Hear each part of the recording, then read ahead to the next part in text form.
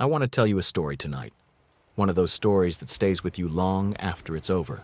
The kind that makes you think about the choices we make and what happens when everything we believe in gets tested by the cruelest twist of fate imaginable.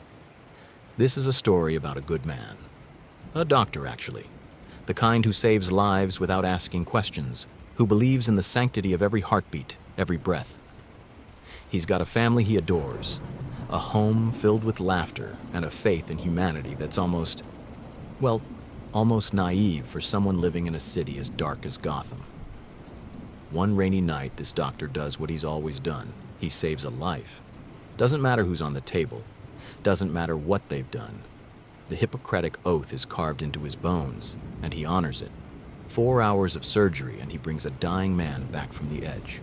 What he doesn't know, what he can't know, is that the man he just saved is a monster, a serial killer who's been terrorizing the city.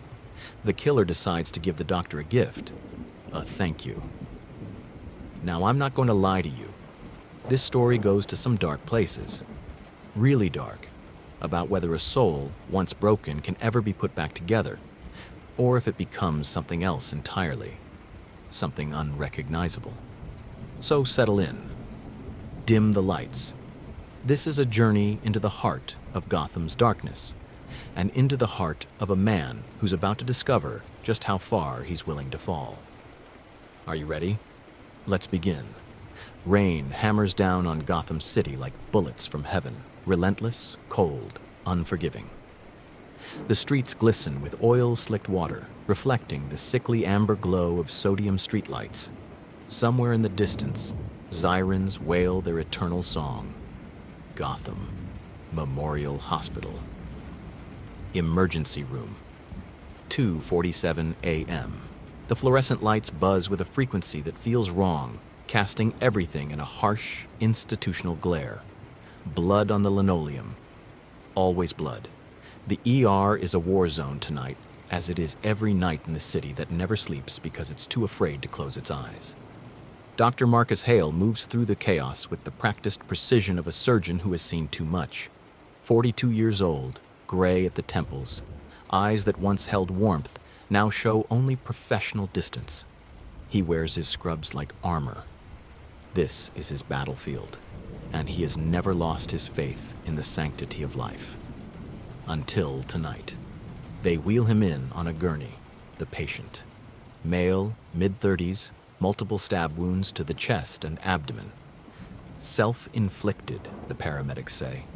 Found in an abandoned warehouse in the Narrows, surrounded by his own blood, surrounded by other things. Things the police are still photographing. Things that will make the morning news, though the details will be sanitized for public consumption. The patient's eyes are closed. His face is pale, almost beautiful in its stillness. There's something aristocratic about his features, something refined. This is not the face of a monster. But then, monsters rarely look like monsters in Gotham. They look like bankers and lawyers and city councilmen. Dr. Hale doesn't hesitate. The Hippocratic oath carved itself into his bones decades ago. He moves into action, his team around him like dancers in a choreographed performance. Scalpel, retractor, suction. The language of saving lives needs no words. The patient's heart has stopped twice. Dr. Hale brings it back twice. There's an art to this, a kind of violence that masquerades as healing. He cracks ribs to massage the heart. He shocks the body with enough electricity to power a small appliance. He forces air into lungs that want to quit. 4 hours later, as dawn breaks gray and dirty over Gotham's skyline, the patient lives. Dr. Hale strips off his gloves, washes the blood from his hands, and feels the familiar exhaustion settle into his bones. Another life saved.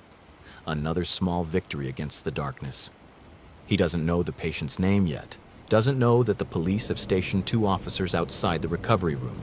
Doesn't know that this man has been terrorizing Gotham for 7 months, leaving a trail of bodies that has earned him a moniker in the press. The Gotham Ripper. 14 victims. All families. All found in their homes. All killed with surgical precision. Dr. Hale goes home as the sun rises, never quite managing to pierce the perpetual gloom that hangs over the city.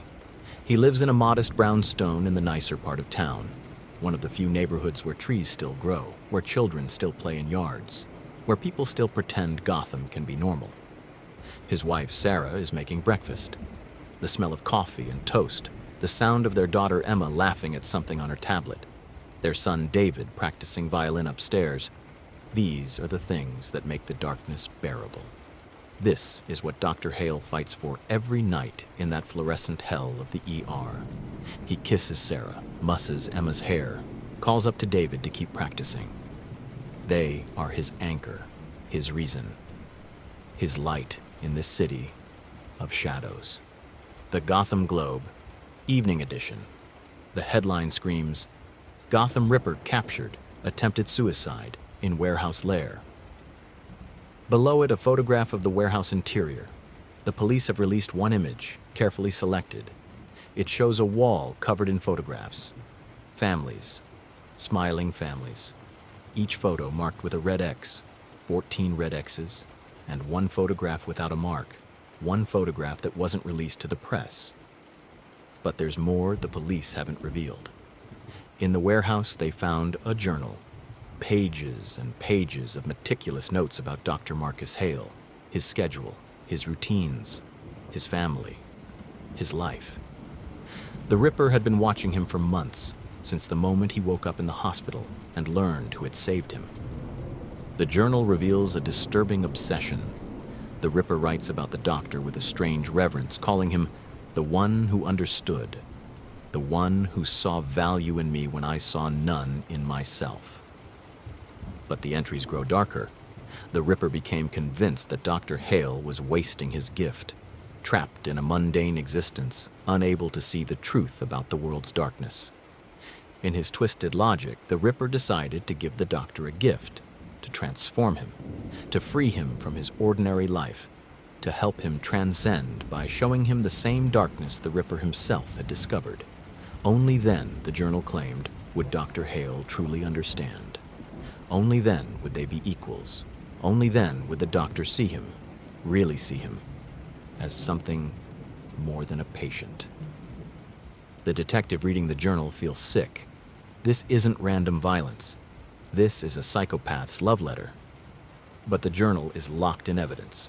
The public doesn't know. And Dr. Hale is at the hospital, working another shift. Dr. Hale doesn't see the newspaper. He's back at the hospital, working another shift. The patient, the Ripper, has been transferred to a secure wing. The police are waiting for him to stabilize before transport to Arkham. There's talk of the death penalty, though in Gotham the death penalty is usually administered by the city itself long before the courts get involved. The night shift passes in its usual blur of trauma and tragedy.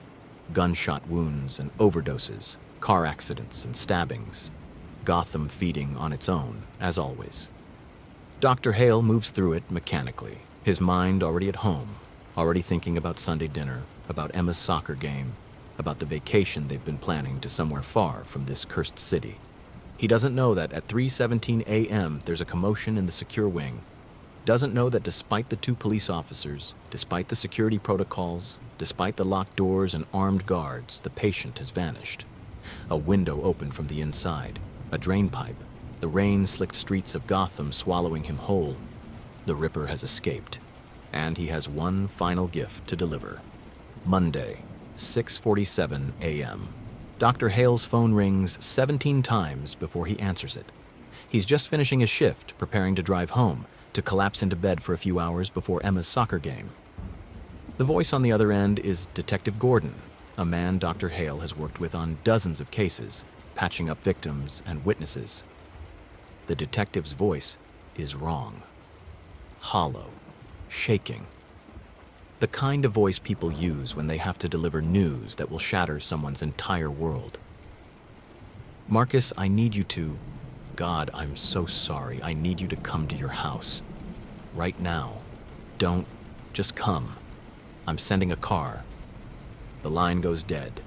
Dr. Hale stands in the parking lot, phone in hand, as the first drops of rain begin to fall.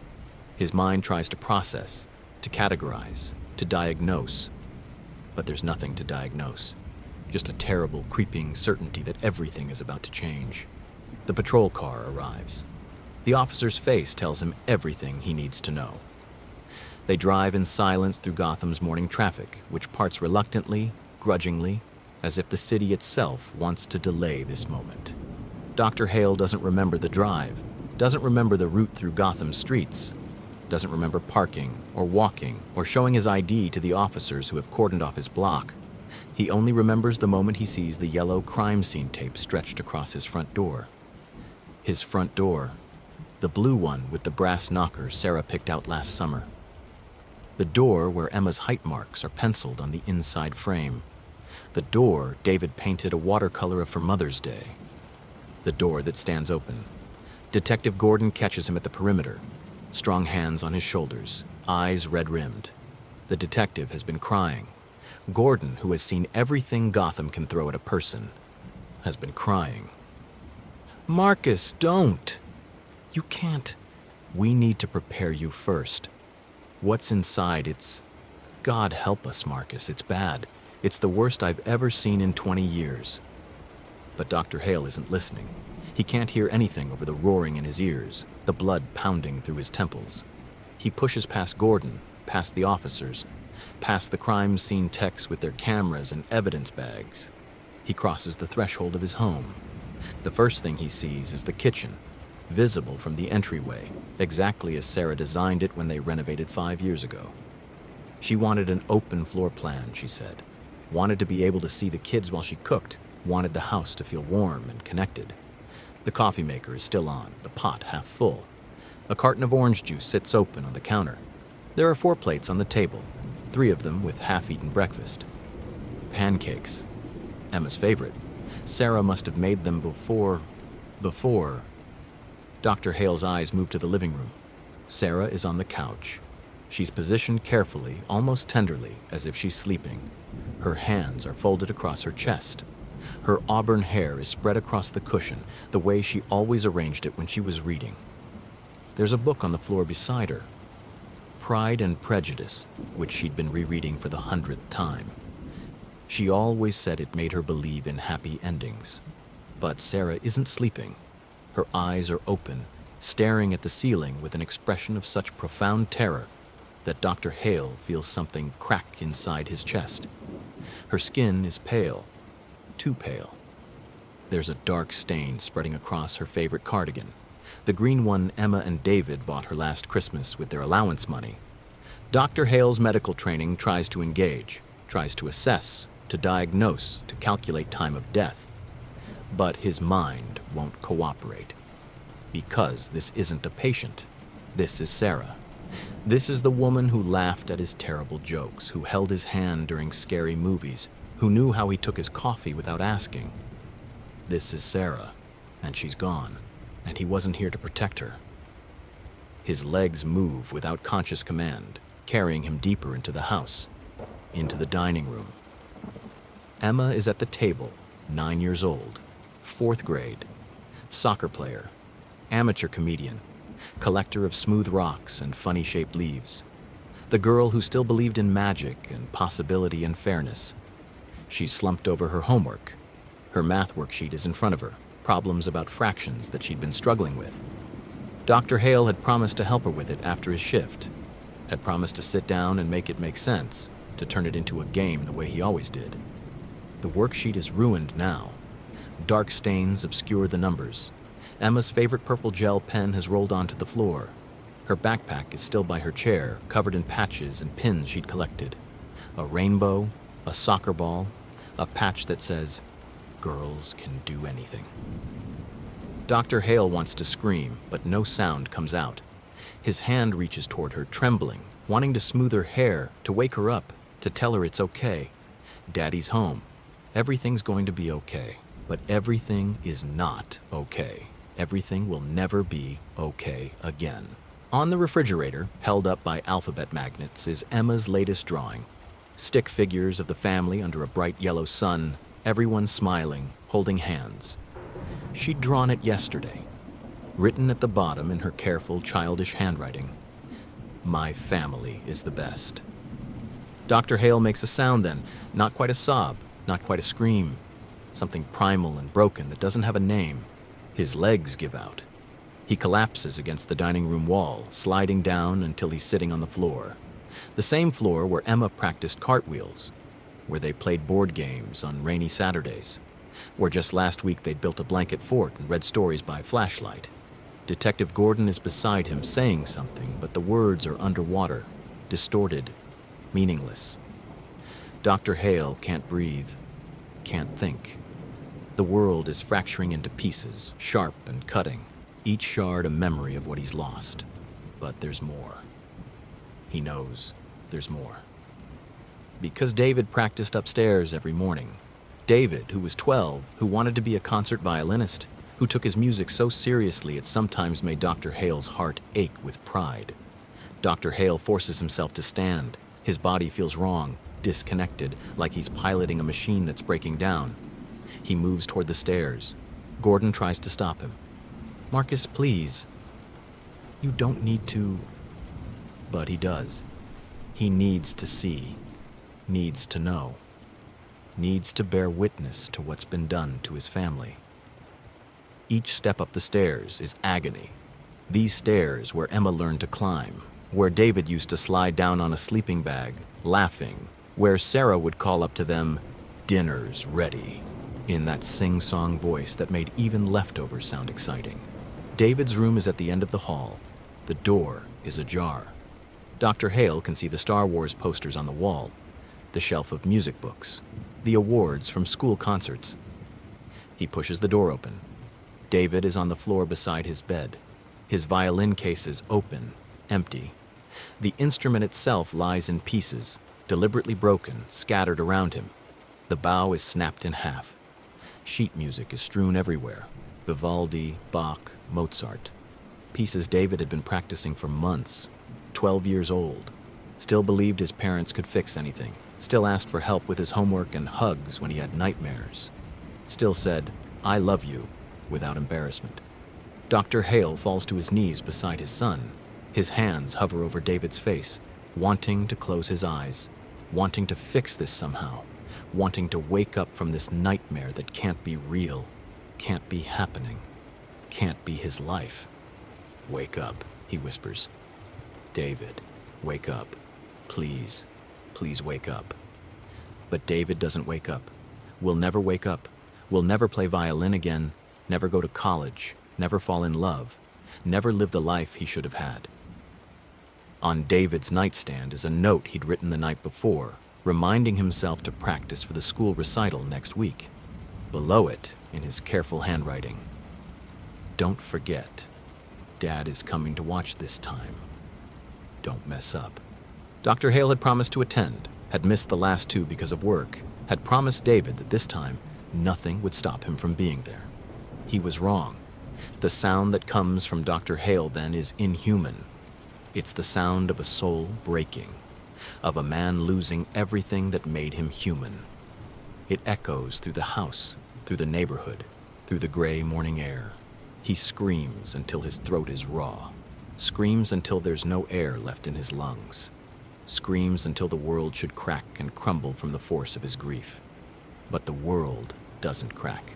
The world continues, indifferent, cruel, unchanged. Dr. Hale collapses on David's floor among the broken violin and scattered music, and sobs. His body shakes with the force of it. His chest feels like it's caving in. His heart, his literal physical heart, feels like it's being torn apart.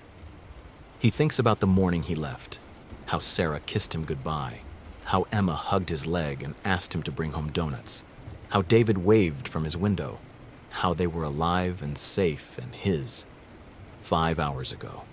Just 5 hours ago, they were alive. If he'd come home earlier, if he'd taken the day off, if he'd never saved the Ripper, if he'd been here, if... The word is a knife, cutting him over and over. Detective Gordon eventually manages to get him downstairs, to get him outside, away from the house that is no longer a home, but a tomb. Dr. Hale moves like a sleepwalker, his eyes unfocused, his mind unable to process what it's seen. In the driveway, he sees David's baseball glove on the porch where he left it yesterday. Emma's bike with training wheels she insisted she didn't need anymore. Sarah's car with the family stick figure decals on the back window. And on the living room wall, visible through the open door, written in Sarah's lipstick, the red one she wore to church, a message. "Thank you for saving my life, doctor. Now I've saved yours. You're free now. You can see the truth. You can be like me. You're welcome." Dr. Marcus Hale stands in his driveway as the rain falls harder, as the crime scene techs move through his violated home, as neighbors gather behind the police tape with horrified faces, and feels something fundamental die inside him. The man who believed in the sanctity of life, the man who took an oath to heal, the man who believed that everyone deserved saving. That man is gone. Detective Gordon is speaking, making promises about justice, about investigation, about finding the bastard who did this. The full resources of the GCPD federal involvement. They will catch him. They will make him pay. But Dr. Hale knows better. He knows Gotham. He knows how this story ends. The Ripper will vanish into the city's darkness, will hide in Arkham or Blackgate until some bureaucratic error sets him free, will plead insanity, will become another name in Gotham's endless catalog of horrors, another monster who got away with it. The law will fail, as it always fails in this city. As the sun sets on the worst day of Dr. Marcus Hale's life, something dies inside him. Something essential. Something that once believed in mercy, in healing, in hope. And something else is born. Something cold. Something patient. Something that understands finally what Gotham has always known. In the darkness, only darkness survives. He saved the Ripper's life. The Ripper took his family and left him alive, not as mercy, but as a gift. A twisted, grotesque gift meant to transform him, to make him see the world as the Ripper saw it. Dr. Marcus Hale stands in the ruins of his life and makes a decision. The Hippocratic oath crumbles to dust in his mind. First, do no harm. What a joke. What a beautiful, naive joke. He will do harm. He will do so much harm. The police escort him from the house. They take him to a hotel, assign protection detail, promise updates. Dr. Hale nods, signs paperwork, accepts condolences. He is numb, empty, a hollowed-out shell. But inside, in the darkness where no light reaches, a plan begins to form. The funeral is rain-soaked, as everything in Gotham is rain-soaked. 3 caskets, 1 family. Dr. Hale stands at the graveside, surrounded by colleagues and friends, by people who knew Sarah's warmth, Emma's joy, David's talent. They offer words. He doesn't hear them. He's thinking about the Ripper, about anatomy, about the fragility of the human body, which he has spent his career preserving, about how easy it would be to do the opposite, to unmake rather than make, to destroy rather than heal. But there's a problem. Dr. Hale is a surgeon, yes. He understands the human body better than most. But he's not strong, not fast, not violent. He spent his life saving lives, not taking them. He's a middle-aged man with soft hands and a bad back. The Ripper is a killer, a predator, a thing that has evolved for murder. If Dr. Hale is going to have his revenge, he'll need to become something he's not. He'll need to become something worse than the Ripper. He'll need to become a monster. Act 2. The transformation and the hunt. 1 week after the funeral, Dr. Marcus Hale returns to work. His colleagues watch him with pitying eyes, whispering when he passes. They don't know what to say to a man who has lost everything, so they say nothing. He moves through the ER like a ghost, steady hands, accurate diagnoses. But the warmth is gone. The patients can feel it. He saves their lives with mechanical precision, but there's no humanity left. Because Dr. Marcus Hale is no longer quite human. Between shifts, he studies, not medicine, violence, police reports on the Ripper, crime scene photographs, psychological profiles. He maps the murders, searches for patterns, for the logic that drives a killer. Detective Gordon, taking pity, allows him access to excerpts from the journal. The words burn into Dr. Hale's brain. The obsession, the twisted gratitude, the sick belief that murdering his family was an act of love. The Ripper wrote about watching them, learning their routines, choosing the perfect moment. planning every detail and waiting for Dr. Hale to understand, to wake up, to become what he was meant to be. Reading those words, something crystallizes inside him. The Ripper wants him transformed, to transcend, to become a monster. Fine, he'll become exactly that. But first he tries the conventional way. He buys a gun, practices at a range. Adequate, not good. The weapon feels wrong in his hands. He follows leads into the Narrows, searching. One night he thinks he's found something, a figure in an alley. Wrong person. Muggers emerge from shadows. They overwhelm him. Take his wallet, his gun. Leave him bleeding. Hours later, someone finds him, calls 911. He's taken to his own ER. His colleagues patch him up with worried glances, begging him to stop, to let the police handle it. Dr. Hale nods, agrees, lies. He's realized something fundamental. He is not built for revenge. His body is wrong. His mind trained for healing, not hurting. So he will remake himself. Dr. Hale disappears into the hospital's research wing. He tells administration he's studying trauma recovery. They give him access to everything he needs. What he creates is a formula, a cocktail of growth hormones, modified steroids, neurological stimulants, pain blockers. Things that shouldn't be combined. Things that could kill him. The first injection sends fire through his veins. His heart races dangerously. He collapses. Wakes 12 hours later on the lab floor. But his arms are bigger, slightly, measurably. He refines it. Second version. Third. Each injection is agony. His bones restructure. His muscles tear and rebuild, tear and rebuild. He suffers alone, his screams echoing off concrete walls. There are nights he's certain he's dying. But he doesn't die. The formula is too precise. He knows exactly how much punishment the human body can endure. And he pushes himself to that edge again and again. 3 months later, Dr. Marcus Hale no longer looks like himself. 40 pounds of muscle, shoulders broadened, arms thick and defined, face gaunt, haunted, eyes darker, colder. When he looks in the mirror, he barely recognizes himself. Good. Marcus Hale was weak. Marcus Hale believed in mercy. Marcus Hale is dead. He becomes what he needs to become. He's becoming a monster to hunt a monster. He's ready. The Gotham Ripper has been hiding. Careful, staying off the streets, avoiding patterns. The GCPD is looking, but they're slow, bound by procedure and law. Dr. Hale has no such constraints. He starts in the Narrows, the warehouse where they found the Ripper. Crime scene tape still flutters in the wind.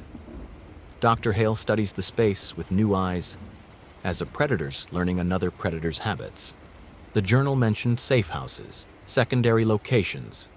The Ripper was methodical, paranoid. He would have escape routes planned. Dr. Hale finds the first clue in the warehouse drainage system, scratches on a pipe, fresh, leading down into Gotham's old sewers. The Ripper escaped through the tunnels. The sewers beneath Gotham are a labyrinth. Miles of forgotten passages, some dating back a century. Dr. Hale descends into the darkness, following the scratches, the disturbances, and decades of grime. 3 hours underground. The air is fetid, toxic. Water drips constantly. Rats scatter at his approach. But Dr. Hale's enhanced senses pick up something else. The faint smell of soap, of fabric softener. Someone living down here, trying to stay clean. The trail leads to an intersection. Dr. Hale studies the ground, footprints in the muck, heading east. He follows. The tunnel opens into an abandoned subway station. Gothic architecture from the 1920s, now forgotten, reclaimed by darkness.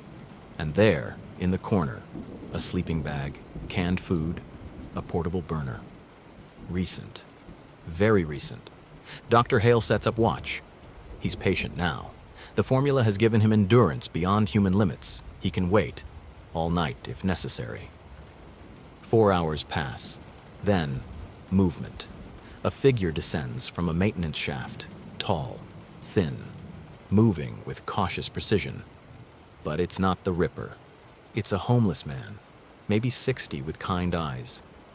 He sees Dr. Hale and freezes. "Please," the man whispers. "Don't hurt me. I'm just trying to survive." Dr. Hale's first instinct is violence, his new instinct, but he forces it down. This isn't his target. "The man who was here before you," Dr. Hale says, his voice cold. "Where did he go?" The homeless man trembles. "I don't know who you mean." Dr. Hale moves faster than the man can process, one hand on his throat, lifting him off the ground. The strength is intoxicating, terrifying. "Think carefully," Dr. Hale says. "A man, 30s, clean, didn't belong down here. Where did he go?" The homeless man gasps. "East!" Toward the old industrial district. "Oh my God, please." Dr. Hale drops him, walks away without another word. Behind him, the man coughs, terrified. The old industrial district, abandoned factories and warehouses, miles of dead zone where even Gotham's corruption hasn't bothered to develop. Dr. Hale spends 2 days searching. He breaks into buildings, examines every space. His body doesn't tire the way it used to. The formula keeps him going, keeps him sharp. On the 3rd day, he finds it.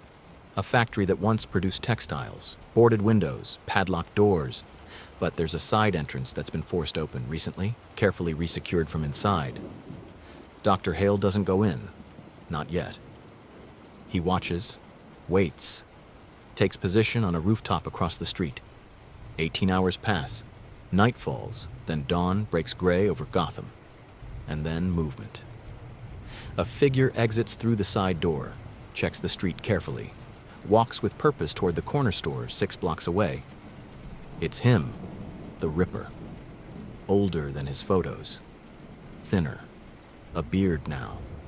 But the same aristocratic features. The same careful movement. Dr. Hale's heart doesn't race.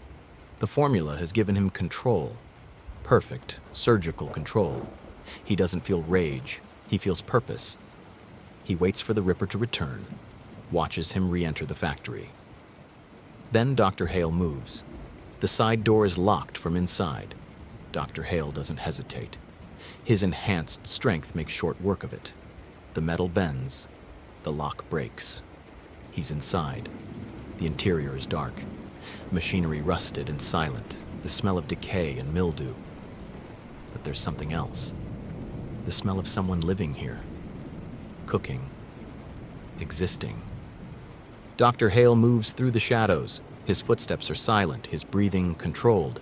He's becoming something efficient, something deadly. A light ahead. 2nd floor. Dr. Hale takes the stairs slowly, each step calculated. The light comes from a camping lantern. In its glow, sees a makeshift living space. A cot. Supplies. Books. And on the wall, photographs. His family. Sarah, Emma, David. Their faces smiling in captured moments of joy. The Ripper has been studying them, obsessing over them even after their deaths. Dr. Hale's control fractures. The rage he's been suppressing erupts like a volcano. A sound escapes his throat. Primal, furious, broken. The Ripper appears from a side room. He sees Dr. Hale and his eyes widen. Not with fear, with recognition, with something that looks almost like joy. "Dr. Hale," the Ripper says, smiling. "You came. I knew you would. I knew you'd understand eventually." Dr. Hale doesn't respond, can't respond. His vision tunnels, his hands become fists. "Look at you," the Ripper continues, circling slowly. "You've transformed. You've transcended. You see it now, don't you? The truth I tried to show you. The gift I gave you." "Gift?" Dr. Hale's voice is barely human. "You murdered my family." "I freed you," the Ripper says. His voice is gentle, almost loving. "From your mundane existence, from your ordinary life. You were wasting your potential, Doctor. Trapped in routine. I saw your greatness. I saw what you could become. And now look. You're magnificent. You're everything I knew you could be. Dr. Hale moves without conscious thought, years of surgical precision translated into violence. He closes the distance in a heartbeat. But the Ripper is fast. He dodges, draws a knife, the same knife he used on 14 families. On Sarah, on Emma, on David. The blade reflects lantern light as it arcs toward Dr. Hale's throat. His hand moves with the precision of a predator. He catches the Ripper's wrist mid-strike, his enhanced grip crushing down with force that makes bone creak. The Ripper's eyes widen, not with fear, but with something worse. Delight. Yes, the killer breathes, his voice trembling with ecstasy. You feel it now, don't you? The power, the clarity. I knew you would. Dr. Hale twists, using the Ripper's momentum against him, and hurls him backward into a rusted support beam. The impact reverberates through the abandoned factory like a death knell. The Ripper crumples, but only for a moment. He rises, still smiling, blood trickling from his temple. You're magnificent, the Ripper says, circling now, knife held loosely, confidently. Everything I dreamed you could be. Do you understand now? Do you see what I gave you? The words ignite something volcanic in Dr. Hale's chest. Rage pure, molten rage that the formula amplifies until it's all-consuming. His vision narrows, his muscles coil.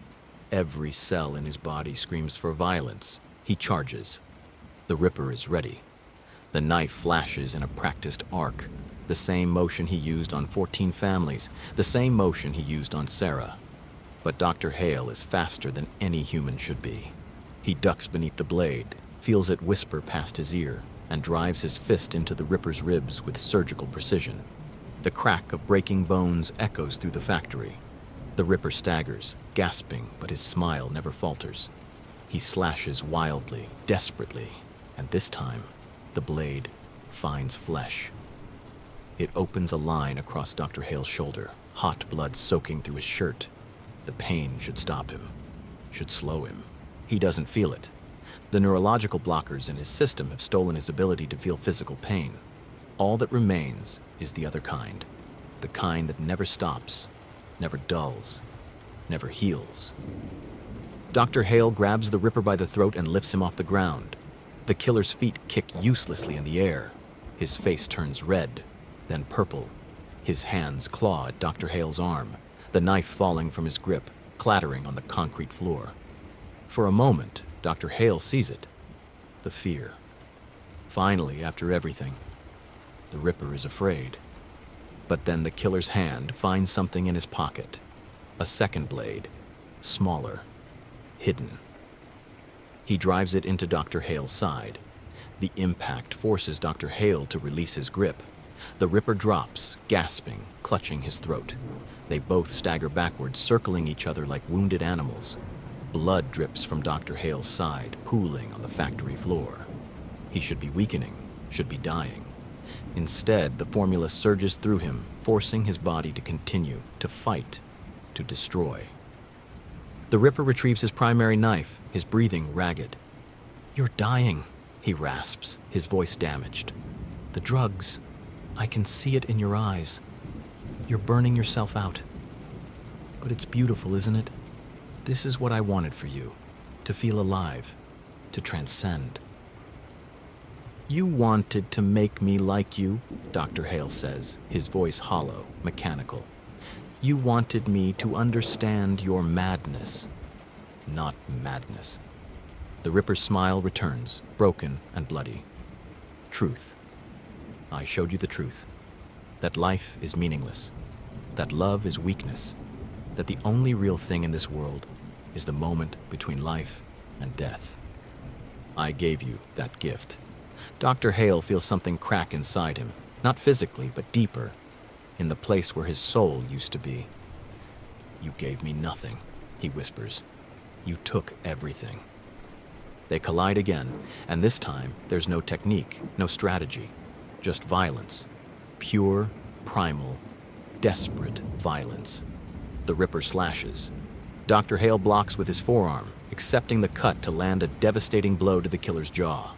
Teeth scatter across the floor like dice. The Ripper stumbles backward, crashes into a stack of old crates. Wood splinters. Dust rises. But he's still moving, still fighting, still smiling through the blood.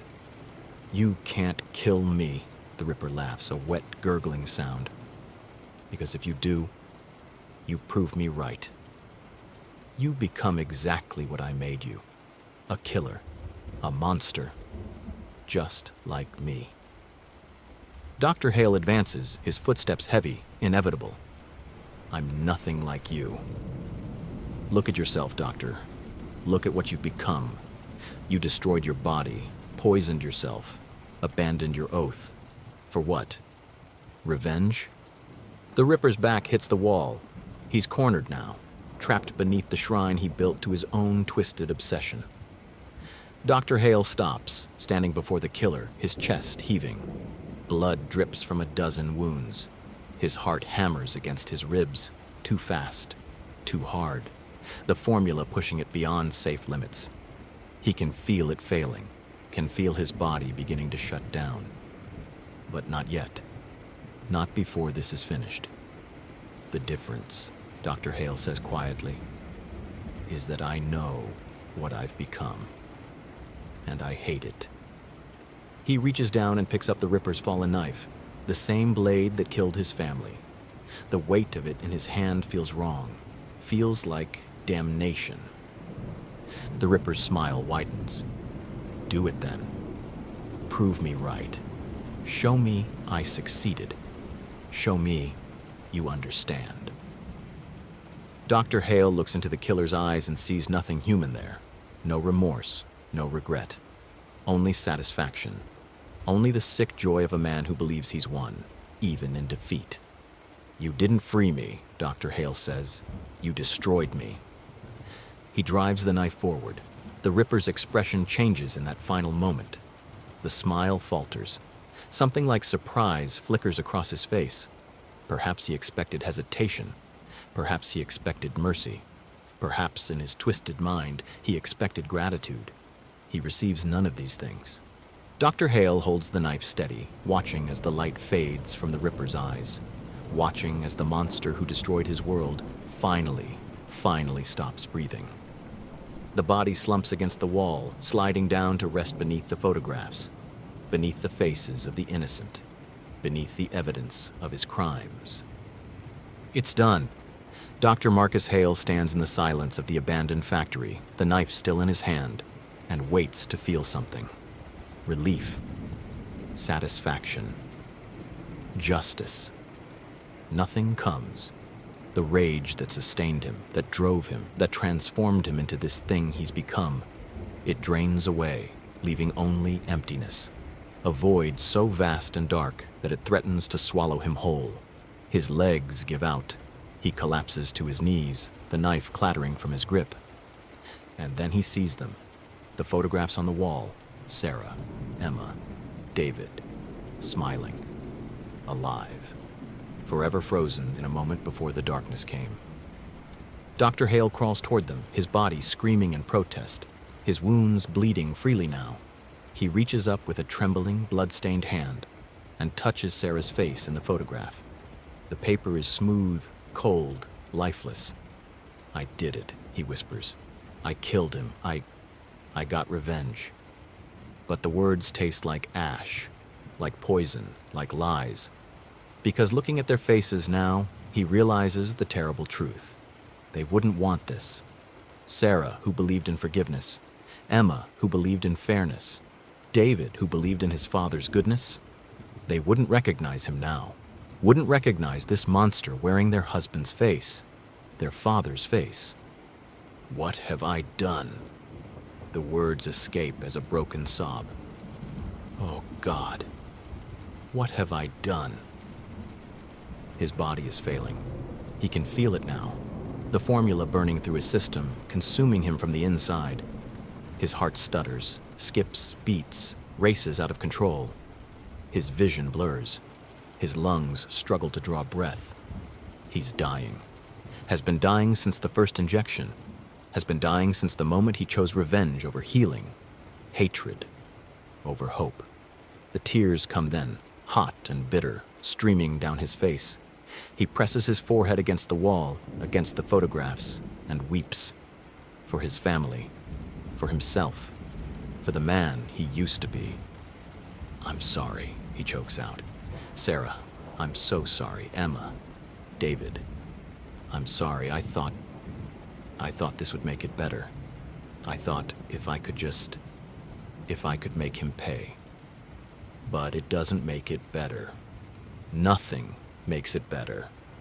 The Ripper is dead, and his family is still gone. The revenge is complete, and he's still alone. More alone than ever, because now he's not just a man who lost his family, he's a man who lost his soul. I'll never see you again," he whispers, his voice barely audible. "I'm not going where you are. Not after this. Not after what I've become." The realization breaks him completely. He's dying damned. Dying as a murderer. Dying as the very thing he spent his life fighting against. The Ripper won after all. Dr. Hale's hand falls from the photograph, too heavy to hold up anymore. He slumps against the wall, his body giving up its fight. His heart beats irregularly now. Once, twice, a long pause. Once more. His last thought is of a morning 4 months ago. Sarah making pancakes. Emma laughing at the table. David practicing upstairs. The smell of coffee. The sound of rain on the windows. The feeling of being loved. The feeling of being human. His heart beats one final time and stops.